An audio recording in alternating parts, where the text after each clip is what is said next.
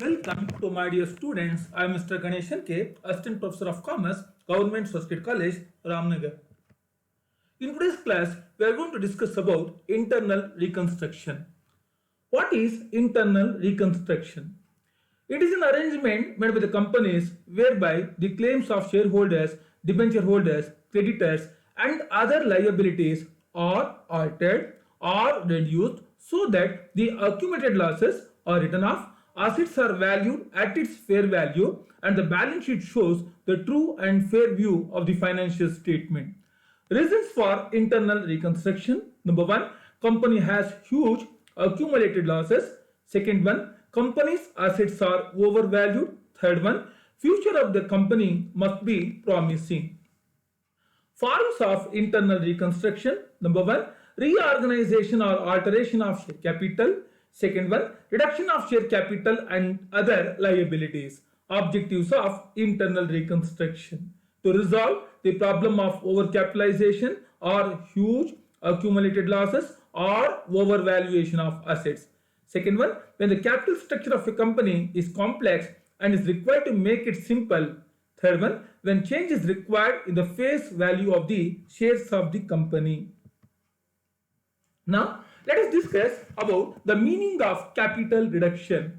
It involves sacrifice on the part of shareholders, debenture holders, and creditors.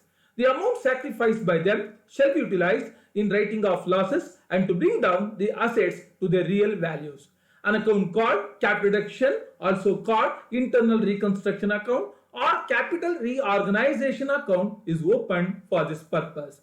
Amount sacrificed by various parties are credited to this account. It is generally resulted to write off past accumulated losses of the company. What is reorganization of capital?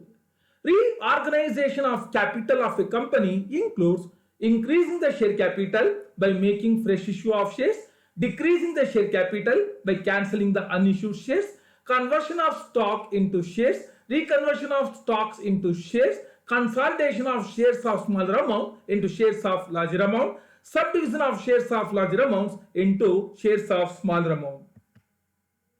Now let us discuss the differences between internal reconstruction and external reconstruction.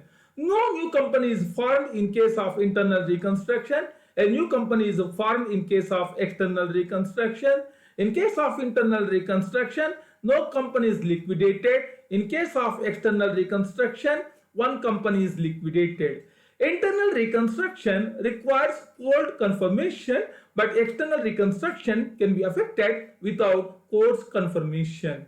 Internal reconstruction is a slow and tedious process, but external reconstruction can be carried out easily. In case of internal reconstruction, the company is able to set off its past losses against future profits. Whereas in the case of external reconstruction, the past losses of the old company can't be set off against the future profits of the new company. Thank you.